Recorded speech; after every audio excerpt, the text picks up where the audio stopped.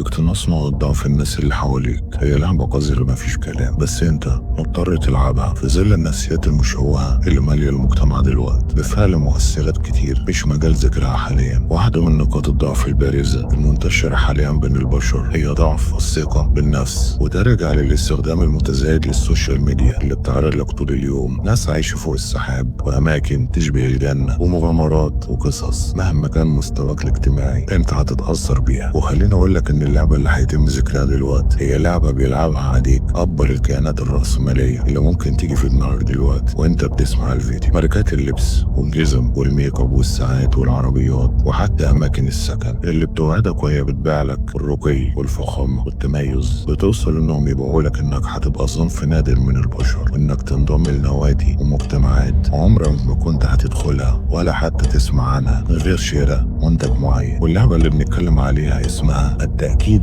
الزائف. يعني انا هفضل اديك تأكيدات ملهاش اساس من الصحة، زي ما الكيانات دي بتأكد للعميل انه هيبقى فخم وجناب الكوماندا المهم لما يمتلك منتج معين. انت هتتبع نفس المبدأ بالظبط بس مع اشخاص. هتأكد للشخص المستهدف انه جميل، انه عسول، انه مختلف وذكي ودمه خفيف، ان رؤيته للامور فريدة ومميزة وعنده قدرة عجيبة على التنبؤ باللي بيحصل عن طريق ربط الخطوط ببعضها. انه طب يطلع دلوقتي واحد يقول لي فين الاقتناص في ده؟